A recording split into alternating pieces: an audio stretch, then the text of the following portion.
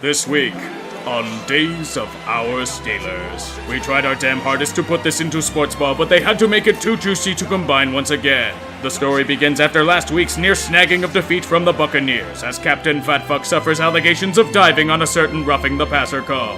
Knowing the jig is up, Big Ben admits that, unsurprisingly, he imitated Neymar on the football field. Perhaps he learned such technique from the rape allegations, who knows? Despite his diving and off-sync throws downfield, the real star this week is Le'Veon Bell. He's like Moses, except instead of 40 years in the desert, he's partying it up in Miami. Let my payment flow, his eternal cry shall be.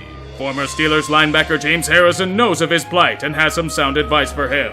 Show up and sign the tender as late as possible, then fake injuries do not be forced to carry the ball 30 times a game. Of course, who couldn't trust the wisdom of James Harrison of all people? Mark Madden couldn't. He took a break from eating Yinzer adoration lathered with hot sauce to rightfully call him an asshole. James Harrison calls an audible from the Antonio Brown playbook. He threatens violence against the radio host. Mike Mitchell, not knowing when to shut the fuck up, chirps in from the sidelines about the so-called haters that ran him onto the unemployment line.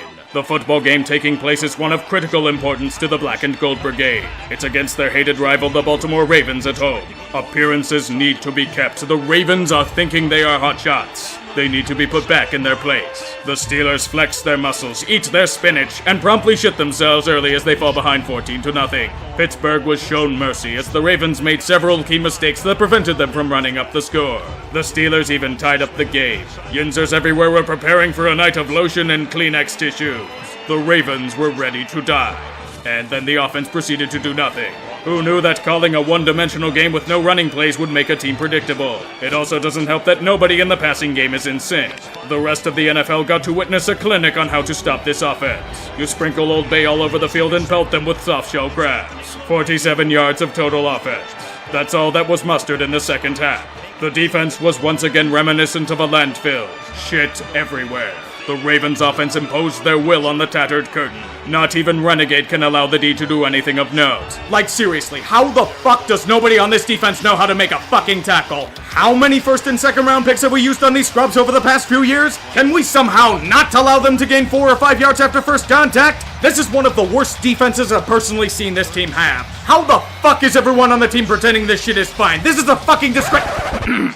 Excuse me, I slipped out of character. The final score of this affair does not tell the true story here. The game was a total embarrassment for the Steelers. Absolute domination by a once inferior division rival. Baltimore themselves weren't happy with their offensive output, as they felt they could have scored far more than what they did.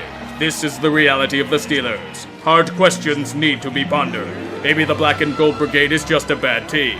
Perhaps the window of Super Bowl contention has slammed shut. Full-blown panic has set in for the Steel City. Pittsburgh shall remain miserable and angry in everyday life for the remainder of the work week. As Le'Veon slowly licks his chops at this team's self-destruction, we conclude another episode of Days of Our Steelers. Good again to make it a 6